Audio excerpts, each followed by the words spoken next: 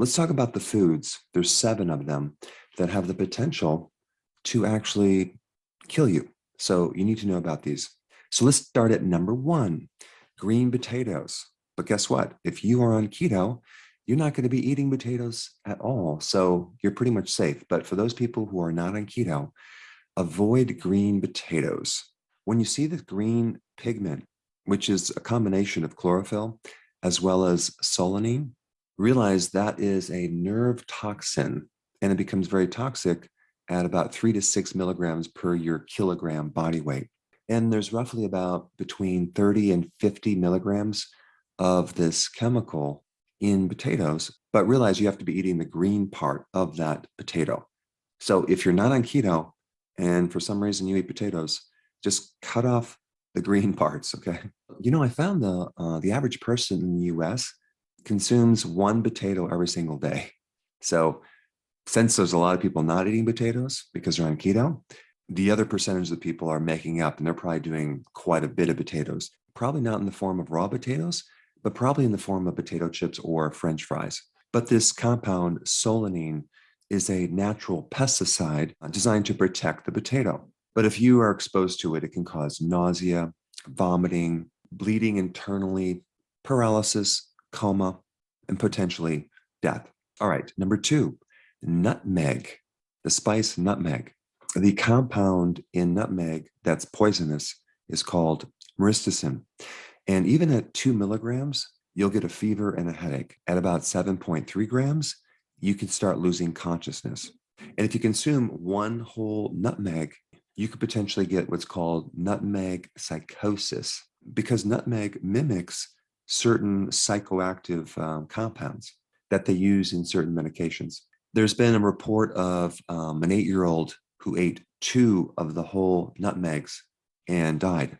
So they can be very poisonous. So if you're going to use nutmeg, don't use a lot. All right, now let's talk about green raw almonds, which are very bitter, as well as raw cashews. These have been known to contain a certain amount of cyanide, but they have to be like the bitter almonds, and you'd have to consume quite a few of them to really become totally poisoned. I'm talking probably over 1,000 of these nuts, or 50 ounces. You probably would never do that, but just realize that if you have a smaller amount, there will be a small amount of cyanide in these nuts. So instead of buying the bitter almonds, get the sweet almonds. And if you get them roasted, they're not going to have hardly any cyanide. But the side effect from cyanide can be convulsions, respiratory failure, and death. However, with every poison, there's always an antidote. And the antidote for cyanide is called hydroxycobalamin. This is an over-the-counter B12 supplement, which can then combine with cyanide to form cyanocobalamin, which is a type of B12. So you can turn this cyanide into a B12 supplement. But I don't recommend getting your B12 from cyanide. I don't know, there's something about it that it's probably not that healthy. But cyanide destroys the membrane of the cells, and it prevents oxygen going into the cells. All right, the next thing I want to talk about is undercooked red kidney beans. You must always soak them for at least 5 hours and then boil them. Don't put them on slow cook for at least 30 minutes. If you put them on slow cook and you don't cook it long enough, you could potentially increase the toxicity by a factor of 5 times more toxicity. The chemical in uncooked red kidney beans is called PHA. I'm not going to give you the long name, but all you need to know is this compound causes your red blood cells and your white blood cells to bind together and to be in a clumped formation. And the side effects are diarrhea, abdominal pain, vomiting, and even death. However, so far there has not been any human deaths. We're talking about rat deaths. If you give a rat 1% of this compound, apparently they do not live past 2 weeks. So for your pet gerbils and hamsters, do not feed them undercooked red kidney beans. But of course, if you're on keto, you're not going to be consuming too many beans, so you don't have to worry about it. Now, let's talk about the next one, brown rice, which if you're on keto, you're not going to be consuming either.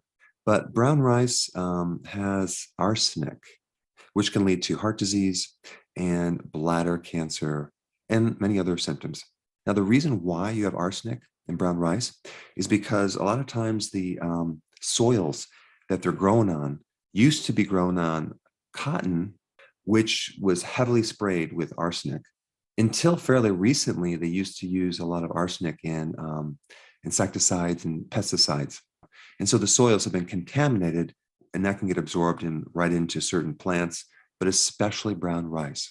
Apparently, brown rice has over 162 times the levels of arsenic that could be considered carcinogenic. Now, the other problem with arsenic is that they used to feed it to chickens in their feed to increase weight gain, to create food efficiency.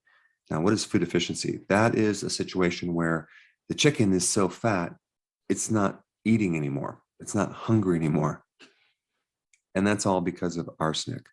As far as I know, most of the companies that put arsenic in feed are no longer using those products, but don't quote me, there might be one or two that are still using it, specifically, I think, for turkeys. In 2011, they stopped using arsenic. But the problem is, before that, I think back into the 40s, they used it from 1940 all the way up until 2011. So we've all been exposed to arsenic, unfortunately. But of course, if you have been doing organic chicken, you'll be in pretty good shape.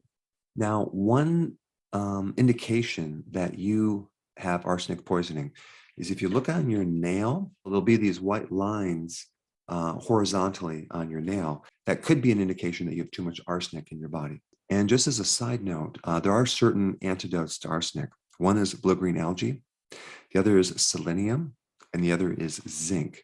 They're involved in certain enzymes that can help detoxify arsenic from your body. All right, I want to talk about uncooked bloody hamburger. I'm sorry, I know that's disgusting, but here's the problem. If you're buying a low quality meat from your local grocery store, you could be exposed to E. coli. And there's a very toxic form of E. coli called verotoxigenic E. coli, VTEC, which apparently can create some serious damage on your kidney, like a loss of kidney function, sepsis, which is a systemic infection, coma, even death. So there's two things you need to do. Make sure that the quality of beef that you consume is high. And number two, make sure it's cooked to the point where there's no potential for E. coli. But I think it's more important to get a quality source of beef. And so if you're going to do something rare, if it's quality, chances are it's not going to have pathogens like salmonella or E. coli. And the question is, where does E. coli come from? It's coming from the cow's intestine. And so in the processing of that meat, sometimes there's a cross-contamination. All right, the next one is cherry pits, okay? Cherry pits have hydrogen cyanide. Now, I know you're probably saying, I don't consume cherry pits, right? I just consume the cherry. And of course, if you're on keto, you're not even eating cherries.